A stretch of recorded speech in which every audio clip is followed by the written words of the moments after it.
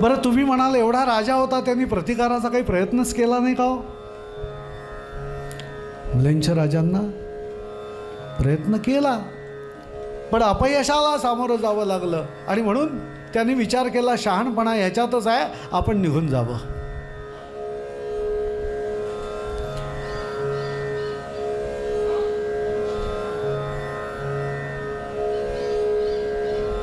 डेरेदार वृक्ष ज्या ठिकाणी होते, बाजूला नदी होती आणि अशी अनेक ऋषीमंडळींचं स्थान होतं, आश्रम होते. त्या ठिकाणी राजा येऊन पोचला. टकडाक टकडाक टकडाक टकडाक टकडाक टकडाक करीत करीत घोड्यावरती स्वार होऊन आला. आणि तो आश्रम बघितला, ती कुटी बघितली. मनाशी विचार करतो, इथे कोणीतरी बहुतेक ऋषी संत साधू सत्पुरुष महात्मे कोणीतरी राहत असावेत, वास्तव्याला असावेत. म्हणून राजा घोडा दूरच बांधला एका झाडाला आणि खाली उतरला.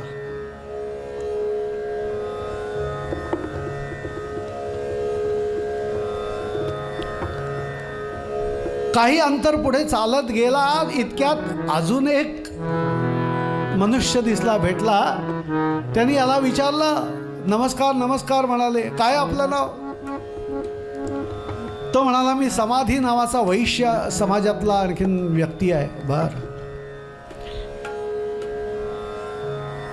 आपण कोण आहात? थोर कुळातले दिसता एकूण सगळं पाहिलं तर. म्हटलं होय, मी असा असा राजा आहे. काय नाव आपलं? म्हटलं सुरथ असं माझं नाव आहे.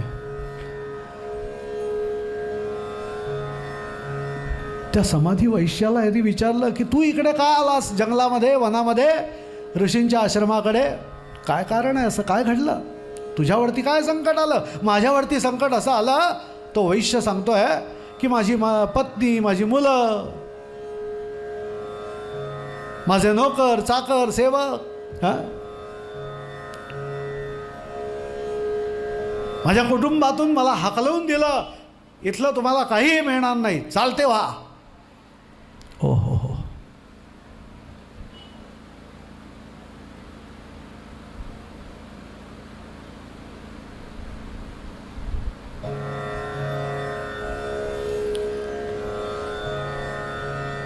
वैश्याला नुसतं पत्नींनी सांगितलं चालते व्हा, तानपुरा बंद पडला. विचार करा.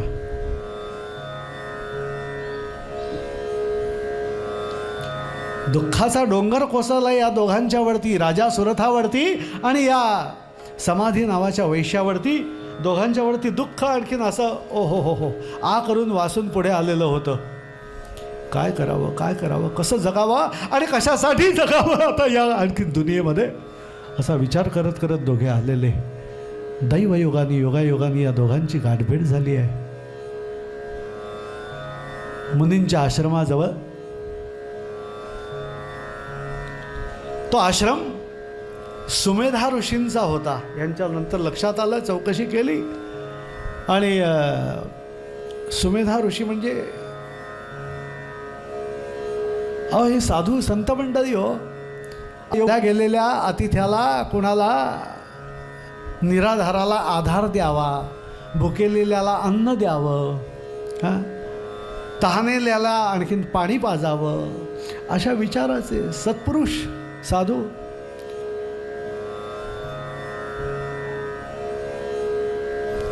या दोघांनी विचार केला आपण त्या आश्रमात जाऊया आणि म्हणून जायला निघाले दोघेही जण एकत्रपणे. आणि सुमेधा ऋषींनी या दोघांचं आश्रमामध्ये अतिशय आणखीन उत्तम रीतीने स्वागत केलं, हसतमुखाने स्वागत केलं. नाहीतर आपल्याकडे दारावर बेल वाजली रे वाजली, कोण आहे कोणास ठाऊक, आत्ता दुपारी काय झालंय.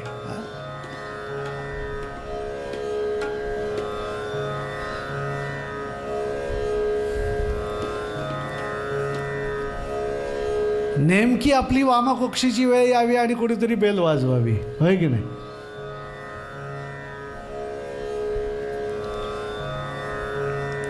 उत्तम असे वेदमंत्र आणखीन पठण सुरू होतं त्या ठिकाणी. आणि अशा या आश्रमामध्ये अनेक वृक्षवेली आणि त्या परिसरात दाटी होती. कोकिलांचे पूजन सुरू होतं. काय सुंदर आणखीन आहा हा हा हा मंगल अशी आणखीन ती वेला, ती व्यवस्था आणि तो सगळा आनंद काय वर्णन करावा. तो आश्रम सुद्धा फुलापानांनी सजवलेला होता उत्तमपैकी. पुढे फुलांच्याच रांगोळ्या काढलेल्या सुंदर, शुभसूचक अशा.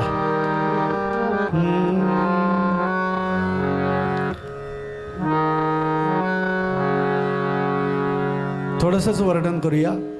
रांगोळ्यांनी सडे सजविले, रांगोळ्यांनी सडे सजविले, रस्त्या रस्त्यातून सानपान वाजती पैंजण, सानपान वाजती पैंजण, रुणू झुणू झुणू.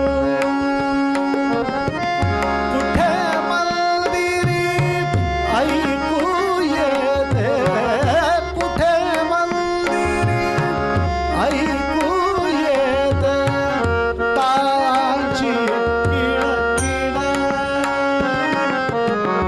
एक तान कुठे लाविते, एक तान कुठे लाविते, एक तारीची धून. निसर्ग मानव तुझ्या स्वागता असा सिद्ध झाला, स्वीकाराने पूजा उठी गोपाला, उठी गोपाला, उठी गोपाला.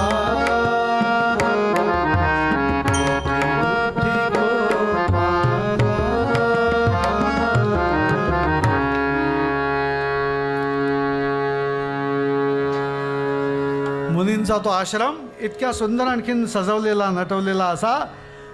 आणि सुमेधा ऋषींची ती प्रसन्न मूर्ती पाहिली या समाधी वैश्यानी आणि सुरथ राजानी.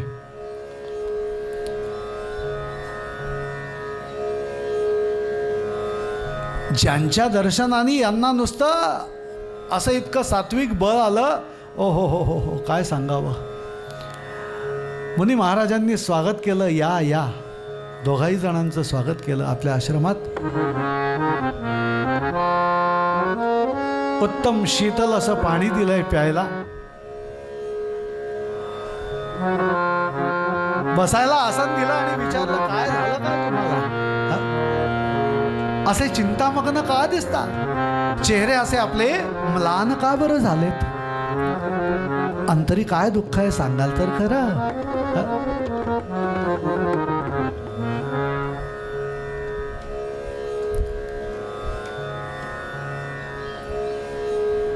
काय सांगू मुनी महाराज. राजा सुरथ सांगू लागला, असा असा झाला, माझं राज्य उत्तम, सेवेकरी उत्तम, सगळे मंत्रिमंडळ, माझं कुटुंबही उत्तम, सगळं काही उत्तम असतानाच त्या अमलेंच्या आणखीन राजांनी आक्रमण केलं आणि माझी राजसत्ता उलटवून टाकली.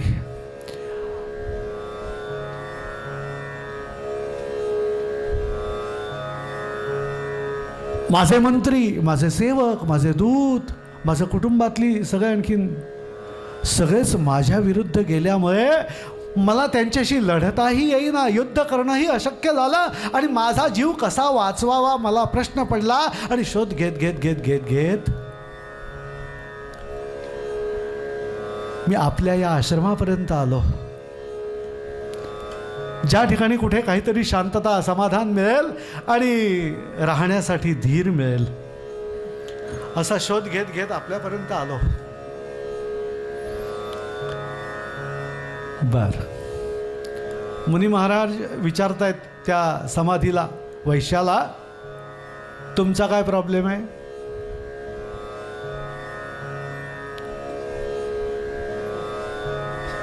तो म्हणाला, मी सुखासीन जीवन जगत होतो, नाही अशातली गोष्ट नाही आजपर्यंत, पण अचानकपणे माझी पत्नी, माझी मुलं, माझे नातेवाईक माझ्या विरुद्ध गेले आणि मला सांगू लागले, या घरात राहू नका, चालते व्हा, अजिबात थांबू नका. ओ हो हो हो.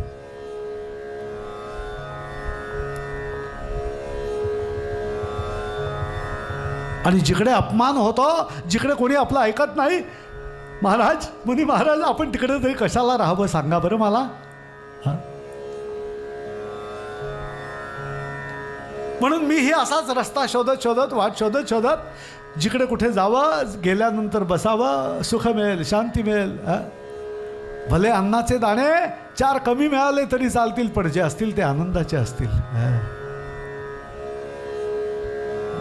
वैभव पाहिजे, पण त्या वैभवाच्या बरोबर जर का आणखी त्या ठिकाणी आनंद नसेल, ते सुख नसेल, ते समाधान नसेल, त्या सगळ्या वैभवाच्या आणखीन गराड्यामध्ये ते उपभोग घेताना जर का अंतरी नवे नवे सगळे आपल्या मनाविरुद्ध जर का आणखीन वागत असतील, तर आपण अशा ठिकाणी थांबावं का?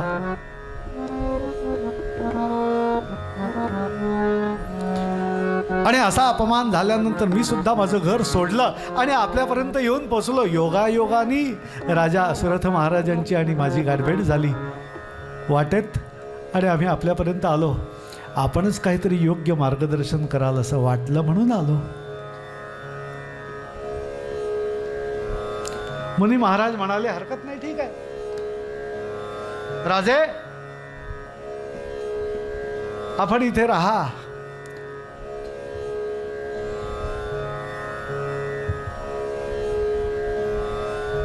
जगदंबेची सेवा करा आणि उत्तम रीतीने आपलं आयुष्य जे काय आहे ना, ते अधिक काळ त्या आयुष्यातला या मातेच्या आदिशक्तीच्या सेवेमध्ये घालवायला लागा.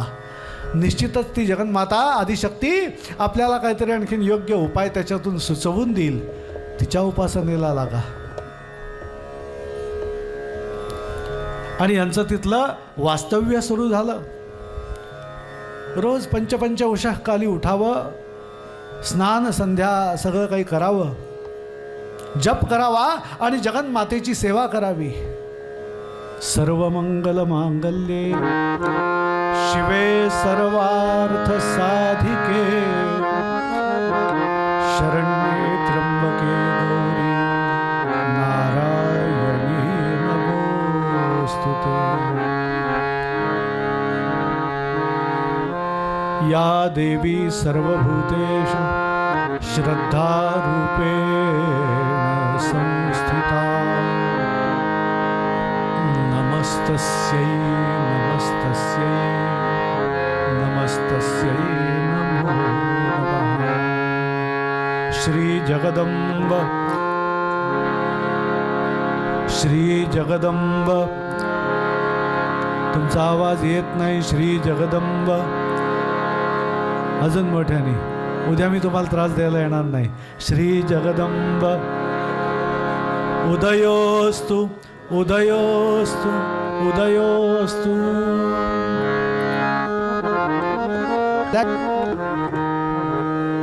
यजमानस्य संकल्पित मनोरथा सफला सन्तु. श्रीराम जय राम जय जय राम.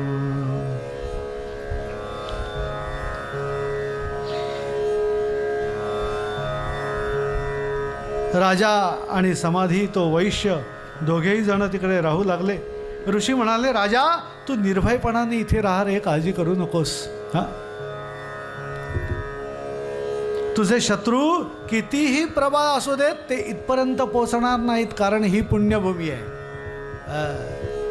ही तपोभूमी आहे, ही यज्ञभूमी आहे. रोजच्या रोज यज्ञ होतात या ठिकाणी, तपश्चर्या होते वर्षानुवर्ष. आणि त्यामुळे अशा या भारलेल्या भूमीमध्ये, पुनीत झालेल्या भूमीमध्ये तुला कोणत्याही प्रकारे धोका राहणार नाही, येणार नाही, संकट येणार नाही, काळजी करू नकोस. व्यास म्हणाले, मग तो सुरथ राजा आश्रमामध्ये राहू लागला. आणि एकदा तो सहजपणे एका झाडाच्या त्या सावलीत निवांतपणे बसलेला असतानाच त्याला मनात घरची आठवण झाली. पहा बरं, आणि त्याचं विचारचक्र सुरू झालं. राजा मनाशी विचार करतोय, माझे शत्रूंनी की माझे राज्य शत्रूंनी घेतले खरे, पण ते पापी म्लेंछ माझ्या प्रजेचा छळ तर करणार नाहीत. स्मरण कशासाठी झालं? सदहेतूचं स्मरण आहे, लक्षात ठेवा. राजाला आपलं घर, आपला राजवाडा, आपलं नवे आपली राजसत्ता आठवली. का आठवली? तर आपल्या राज्यातली जी धर्मनिष्ठ मंडळी होती, जे सज्जन होते, आपल्याबरोबर राहत होते, त्या बिचाऱ्यांची काय चूक आहे? त्यांनी काय पाप केलं आहे? त्यांनी काय प्रमाद केला आहे की त्यांना देखील आणखीन हे सगळं भोगावं लागलं? आता जर का त्यांना मारले असतील, ठार केले असतील तर आणखीन वेगळी गोष्ट आहे. पण जर का असं नसेल तर ठीक आहे. म्लेंछ राजांनी यांच्यावरती जर का अत्याचार करायला सुरुवात केली असेल तर मोठा प्रश्न आहे. आणि असं राजाच्या मनाशी विचार येत आहेत. नाही लाजापोटी कसे तरी बिचारे दिवस ढकलत असतील. माझा कष्टाने सांभाळलेला तो खजिना ते दुराचारी म्लेंछ लुटून नेतील, चोरून नेतील, लंपास करतील. आणि उद्या जर का राज्य त्या ठिकाणी चालवायचं झालं तर संपत्ती नसेल तर राज्यकारभार कसा चालणार? धनसंपत्ती नाही तर राज्य चालू शकत नाही.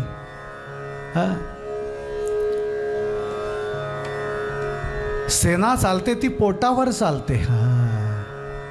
पोटात चार घास जर का आणखीन त्या सेनेच्या आणखीन वेळेवर जर का नाही गेले तर नाही ते सैनिक सुद्धा काम करू शकणार. मला सांगा कसं करणार?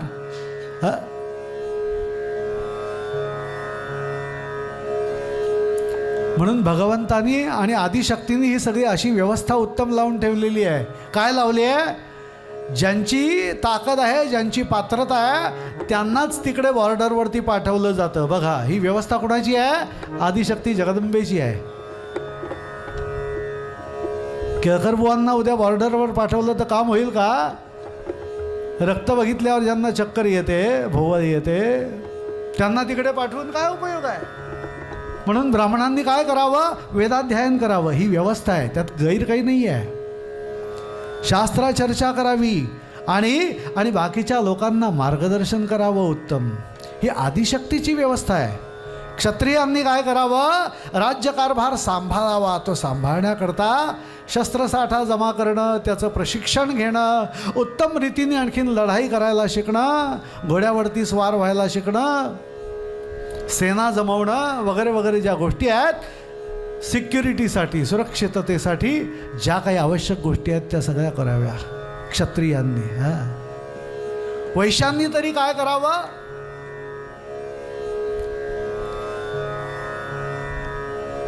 धन धान्य भाजीपाला उत्तमपैकी पिकवावं, शेतीभाती करावी, इतर काही साधन संसाराला उपयोगी असलेली आणखी निर्माण करावी, त्याचा आयव्यय करावा, व्यापार करावा. कशासाठी? रास्त मोबदल्यामध्ये वस्तू, प्रत्येकाला तो पदार्थ, ती वस्तू तो आणखीन मिळाला पाहिजे, याकरता आणखीन त्यांनी व्यवसाय करावा.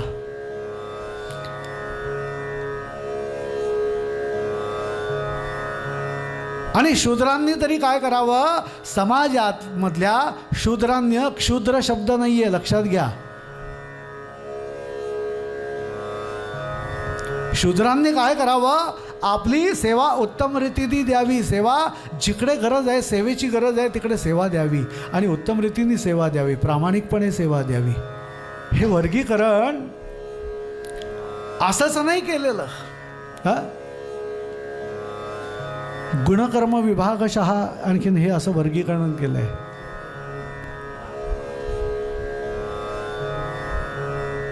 सांगणारे सांगतात,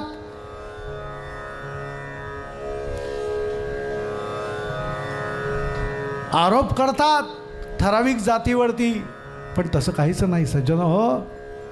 ही व्यवस्था आहे, ही व्यवस्था आहे आणि ती उत्तम राहिली पाहिजे. ती उत्तम राहते. ती केव्हा राहते? ज्या वेळेला प्रत्येक आणखीन त्या त्या त्या त्या वर्गातला जो मनुष्य आहे, जो पुरुष आहे, तो आपापलं कर्तव्य चोख पाडतो, प्रामाणिकपणे पाडतो, पार पाडतो, तेव्हा ती व्यवस्था उत्तम राहते.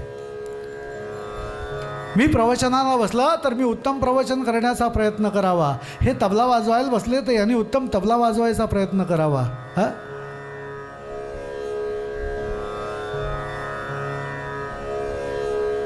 आमच्या चंदननी का त्याच्याबरोबरच्या मित्रांनी साथीदारांनी त्याच्या उत्तम रीतीने माईक सिस्टीम हाताळावी 100%. त्याच्यातून रिटर्न्स चांगले आले पाहिजेत का माझा आवाज आपल्यापर्यंत नीट पोचला पाहिजे. अति जोरात गेला तरी तुमच्या कानाला त्रास आहे, अति कमी गेला तरी त्रास आहे. तुम्ही म्हणाल काय ऐकायला येत नाही बुवा, काय बडबडत आहेत कोणास ठाऊक. म्हणून ही व्यवस्था आहे, त्याच्यावरती जबाबदारी जी सोपवलेली आहे ती त्यांनी करायची आहे. रोज ग्रंथाची ने आण करायला रोज वेगळ्या यजमानांची व्यवस्था केली आहे. कशासाठी? त्यांना पण त्यांचा काहीतरी सेवेचा अंश मिळावा, अंशरूपाने का होईना सेवा मिळावी. ही व्यवस्था आहे, लक्षात घ्या. चातुर्वर्ण्यम मया सृष्टम गुणकर्म विभाग हा भगवान म्हणाले. त्यात काही गैरहेतू नाही आहे, अविचार नाही आहे, कुणाला दुखवण्याचा हेतू नाही आहे. हे नीट समजून घ्या. ज्याची जशी पात्रता असेल ना त्याला तसं काम दिलं तर ते काम नीट होतं, होय की नाही. हां, एखाद्या लेच्यापेच्या माणसाला आपण सांगितलं जा रे जरा ते 20 लिटर दुधाची किटली भरलेली आहे ती घेऊन ये. हां, शक्य आहे? तो म्हणेल माझाच जीव झालाय, मला भारीनी तुम्ही आणखीन मला काय आणायला लावताय, हमाली करायला लावताय. शक्य नाही आहे. आणि म्हणून राजाच्या मनात काय आलं, आपल्या राज्यामध्ये ज्या म्लेच्छांनी आणखीन त्या ठिकाणी आक्रमण केलं, त्यांनी आपली संपत्ती लुटली तर नसेल, खजिना सगळा आणखीन बर्बाद तर केला नसेल. आणि म्हणून राजाला आठवण आली, बरं जी धर्मनिष्ठ प्रजा आहे, सुप्रजा आहे, त्या सुप्रजेच्या बाबतीत विचार करायचा झाला तर त्यांना निदान वेळच्या वेळी अन्न मिळालं पाहिजे, पाणी मिळालं पाहिजे. हां,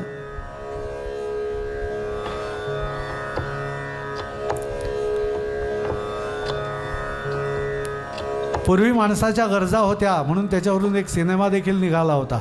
काय? रोटी कपडा और मकान. आता गरजा 3च्या जागी 4 झाल्यात, रोटी कपडा और मकान और मोबाईल. खरं आहे की नाही सांगा. माणूस इतका मोबाईल वेडा होत चाललाय की त्याला नातेवाईक, मित्र, मैत्रिणी, आणखीन कोणी काय, समाज यांच्याशी काही घेणं देणं नसतो.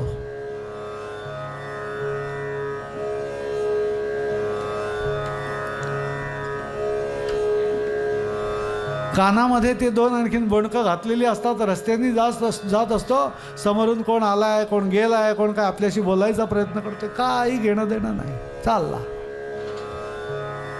जाऊ द्या.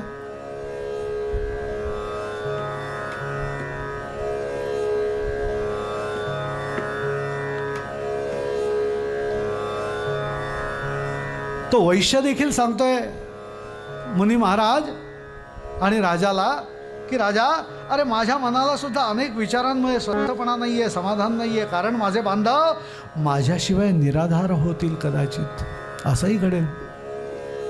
चिंता लागली आहे. राजा म्हणाला, अरे बुद्धिमान मित्रा, असा नको विचार करूस. दुष्ट कपटी मुलांनी, पत्नीनी, नातलगांनी तुला घरातून हाकलवून लावलाय ना, मग आता कशाला त्यांचा विचार करतोयस. उलट राम करतो ते भल्यासाठी असं म्हण.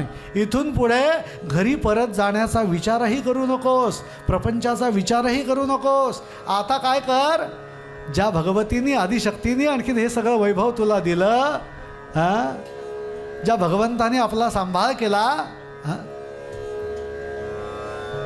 प्रत्येक अवस्थेमध्ये आता त्याच्या ऋणातून उतराई होण्याकरता काहीतरी विचार करायला लाग. असं राजा तो सुरथ त्या समाधी नावाच्या वैश्यालाही सांगतोय, सल्ला देतोय. तो वैश्य म्हणतो, राजा तू सांगितलंस ते सर्व खरं आहे रे, पण दुष्ट माणसाला सुद्धा कुटुंबाचा मोह सोडवत नाही, होय की नाही. असं विनोदानी म्हटलं जातं, पण तरी सुद्धा ऐका, ज्यावेळेला या देहातून प्राण निघून जातात ना, त्यावेळेला ते कलेवर नेणारी लोक जी असतात ना बरोबरची, जे त्या तिरडीवरती अंत्ययात्रा घेऊन जातात करून त्या ठिकाणी त्या देहाला स्मशानापर्यंत घेऊन जातात, ती बरोबरची माणसं बोलत असतात. कवी कल्पना आहे बरं ही.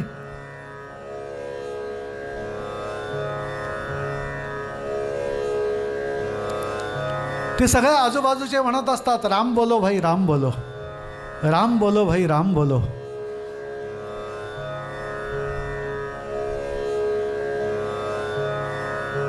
एक जण असं म्हणाला, अहो राम बोलो ते बाकीचे बोलत असतात, पण वरती जो असतो ना त्या तिरडीवर झोपलेला,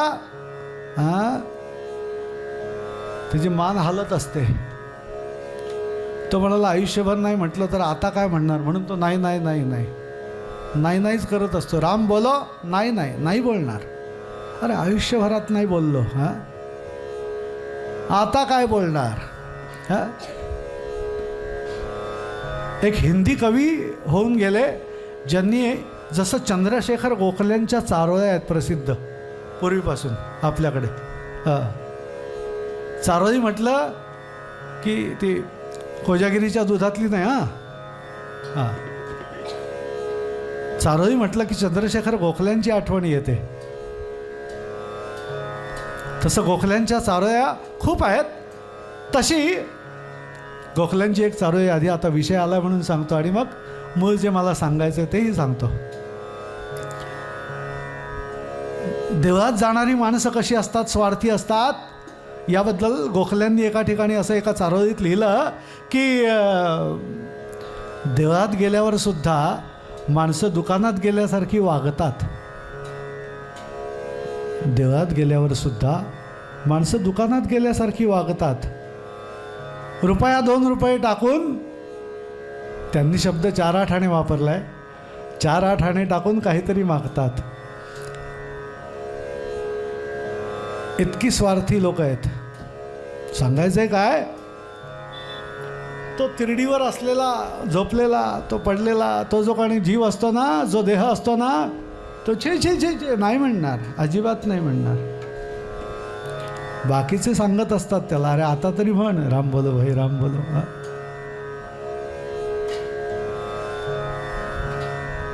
एक हिंदी कवी चारोळीमध्ये असं म्हणून गेले, लिहून गेले. ते म्हणाले की बचपन में सुना था धर्म सत्य है, बचपन में सुना था धर्म सत्य है, यौवन में सुनाया अर्थ और काम सत्य है. यौवन में सुनाया अर्थ और काम सत्य है. और इस अवध से जब राम निकल गए, इस अवध से जब प्राण निकल गए, तो लोगों ने सुनाया राम नाम सत्य है.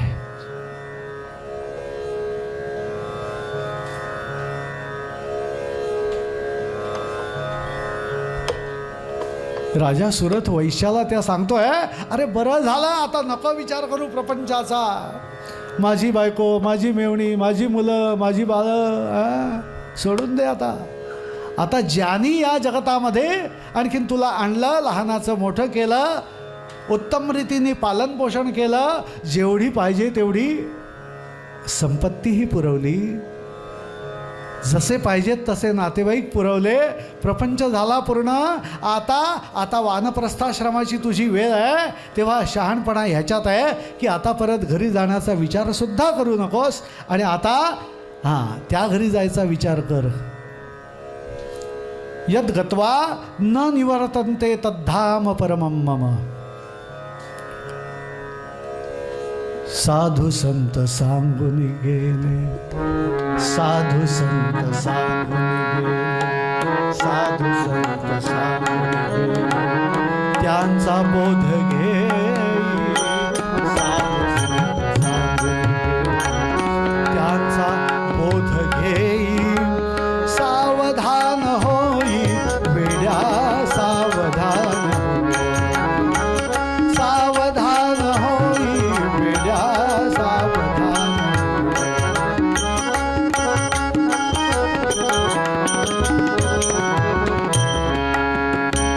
रोज मानवाची वाट मारी रोज मानवाची हत्या. कवी या ठिकाणी इतिहासातल्या एका गोष्टीचा उल्लेख करतात या कवितेमध्ये. सावधान होई वेड्या सावधान होई, साधू संत सांगून गेले त्यांचा बोध घेई.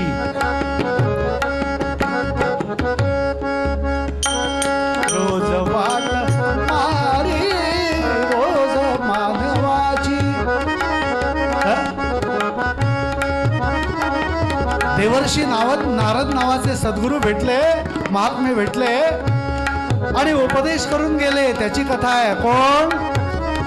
त्या वाल्याला मरा मरा म्हणता येत होतं, राम राम म्हणताही येत नव्हतं. पहा बरं काय गंमत आहे.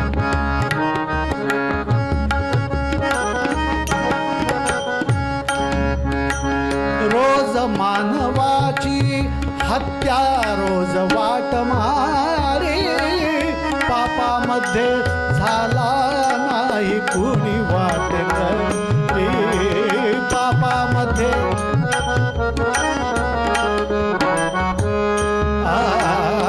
पापामध्ये झाला नाही कुणी वाट करी. वाल्या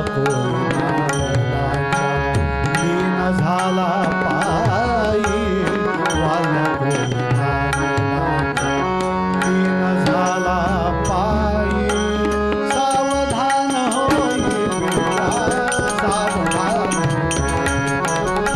सावधान होई बेटा सावधान होई बेटा सावधान.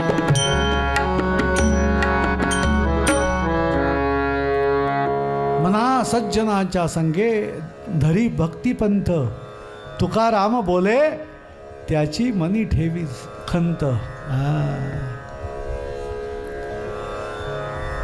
झाले गेले ते निघून गेले. काल काय झालं त्याचा आता विचार नका करू. आत्ता काय करता येईल आपल्याला आणि आपला उद्धार. उद्धरेत आत्मनात्मानम या न्यायानी. पत्नी मुलं नातेवाईक डोक्यातून विचार काढून टाक. बस संपवून टाक. आता एकच कर. काय कर? ज्या भगवंताच्या आणखीन कृपाशीर्वादानी, ज्याच्या दयेनी, आणखीन ज्याच्या साहाय्यानी हे संपूर्ण आजपर्यंतचं जीवन तुझं उत्तम झालं. मी नेहमीच सांगतो विधात्याची काय कमाल आहे. ज्याने हा देह बनवला ना, मनुष्य देह, त्याची काय कमाल आहे. अभ्यास करा, विचार करा, चिंतन करा. आपण रोज अन्न घेतो या मुखाद्वारे आणि असं अन्न घेताना ते पोहे असोत, उपमा असो का आणखीन काही असो, आमटी भात असो, पोळी भाजी असो, भाकरी चटणी असो, यापैकी अन्न घेताना त्या वेळेला त्या जिभेला काय सामर्थ्य दिलं आहे, काय शक्ती दिली आहे, काय ज्ञान दिलं आहे. अभ्यास करण्यासारखी गोष्ट आहे, विचार करायला लावणारी गोष्ट आहे. अशा या मुखामध्ये तो भात त्या ठिकाणी कालवलेला भात मुखात घेतल्यानंतर, तो घास घेतल्यानंतर, ती पोळी भाजी घेतल्यानंतर त्याच्यामधून जर एखादा बारीक अगदी जरी खडा गेला, दगड गेला, तरी त्या जिभेला सामर्थ्य केवढं मोठं आहे. ती काय करते? तो खडा बरोबर बाजूला करते आणि मेंदूतून आज्ञा निघते, खडा काढून टाक. आपण जेवता जेवता तो घास चावता चावता एकीकडे पटकन खडा बाजूला काढून टाकतो, होय की नाही? ही कोणाची व्यवस्था आहे? भगवंताची व्यवस्था आहे. एखादा केस म्हणा, एखादी काडी म्हणा, त्या अन्नाच्या कणामधून बरोबर घासाबरोबर मुखात जाते. पण जिभेमध्ये एवढं सामर्थ्य आहे, ती बरोबर काडी बाजूला होते. तो केस पाहायला गेलं तर एवढासा असतो तुकडा, अगदी एवढा बारीक पातळसा असतो. सहजगत्या लक्षातही येणार नाही, सामान्य नजरेला दिसणार पण नाही. पण त्या जिभेला कसं दिसतं बघा. कशी आणखीन नवे ती संवेदना होते बघा. ती बरोबर तो केस म्हणा, ती काडी म्हणा, बरोबर ती जीभ बाजूला ढकलते आणि आपल्याला आज्ञा देते, काढून टाक बाजूला. काय उत्तम व्यवस्था आहे विधात्याची. तेव्हा या वैश्याला सांगतायत राजे, सुरथ राजे, त्याप्रमाणे तो वैश्य म्हणतो, राजा तू सांगितलेस ते खरं आहे, परंतु दुष्ट माणसाला सुद्धा कुटुंबाचा मोह सोडवत नाही. हे सगळं माझं आहे, माझं माझं माझं माझं माझं, शेवटपर्यंत तुझं म्हणून म्हणायला तयार होत नाही. तो माझंच माझंच आणखीन जप करत राहतो. राजा म्हणाला, मित्रा अगदी माझ्या मनातलंच बोललायस, पण मी सुद्धा राज्य आणि कुटुंब याच्या काळजीने खूप व्यग्र झालो होतो. खरं सांगतो, ज्यावेळेला म्लेच्छांचं आक्रमण झालं ना, त्यावेळेला मलाही असं वैराग्य प्राप्त झालं की बस आता इथून आपली सुटका करून घ्यावी, लवकर कुठेतरी दूर जंगलात रानात वनात निघून जावं असा मनाशी विचार आला आणि म्हणून मी इकडे आलो. राजा चल आता निघ, असं माझंच अंतर्मन मला सांगत होतं, नको थांबूस.